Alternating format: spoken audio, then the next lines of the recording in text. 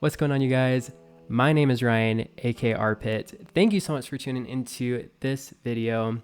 Really excited about this one. We are talking about Metro Redux for the Nintendo Switch.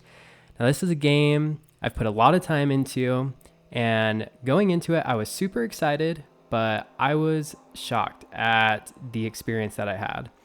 If you guys are new here to the channel, make sure and subscribe. And without further ado, let's get right into Metro Redux. So Metro Redux includes Metro 2033 and Metro Last Light. They are first-person shooter games that take place in Moscow, Russia in a post-apocalyptic world. Following a nuclear war in 2013, survivors have been forced underground in the metro tunnels in order to stay alive. Those that venture back to the surface are susceptible to mutant enemies and radiation.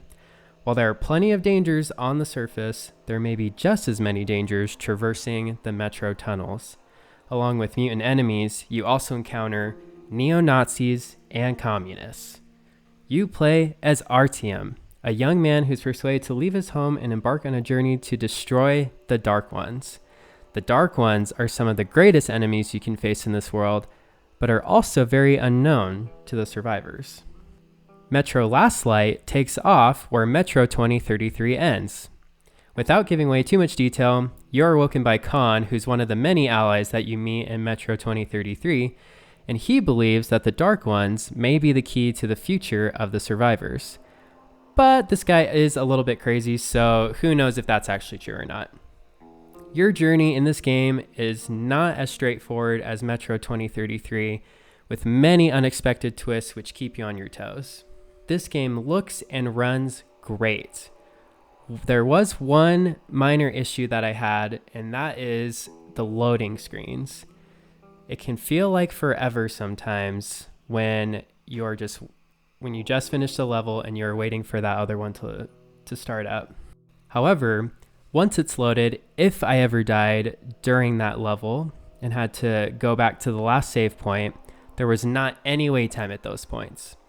So in these games, you spend most of your time traversing the metro, but you do get to venture out on the surface many times.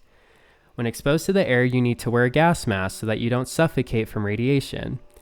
I really like these kind of aspects that they added for this game, because it's not just that you have to be wearing the gas mask, but you are also limited to the time that you can wear that. And so once that timer runs out, you can't breathe, you take off your mask, and if your mask is off for too long, then you die. There is a way to extend that time, and that is by finding filters, which you can usually find along your way through the level. This definitely made it feel more real, and it also required you to look around to try and find those filters and other items. The same goes for the flashlight that you have. Over time, it gets dimmer and dimmer, and you have a charger to charge it back up.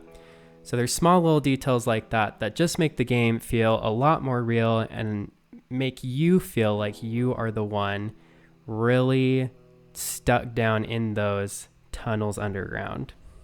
Another aspect I really loved was the weapons, because many of the weapons are not your traditional weapons that you may find in other games, but rather they are handmade by the survivors. You're able to carry up to 3 weapons at a time, and you can customize your weapons to better fit a design purpose. For example, I usually kept one close range gun with a silencer to take enemies out stealthily, a mid-range weapon with laser sight for when I face multiple enemies at a time, and then either a long range or a second closer range weapon as my third weapon. One of the big challenges that you face is the scarcity of ammo and supplies. I feel like with both games, the scarcity of items became less of an issue the farther that I got into the game. But starting out with both of them, I really found this to be a tricky part. This really adds to the authenticity, just like the lights and the gas mask and all of those aspects too, because it really makes you feel like you are the character that's scavenging the earth. This game allows for both stealth and kind of what I call go for it combat. So this allows you to play the way that you prefer. For myself, I always enjoyed those levels that allow for stealth because it adds a little more strategic aspect to the game. And these are done really, really well. And this was a huge highlight for me, and one of the reasons why I really love this game. What really drives this game home is the story. You get to walk through different towns, which is really interesting because they all are surviving in different ways. Like one actually fishes for some of these like mutant shrimp is what they call them.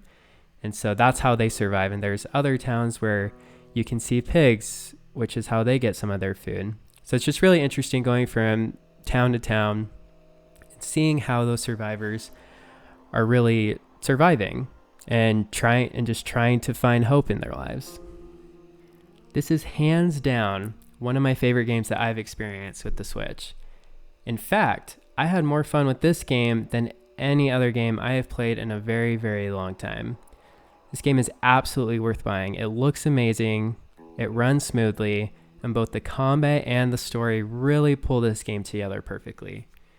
If you're on the fence about this game, or maybe if you haven't even heard anything about this game before, it is a must-buy for the Nintendo Switch.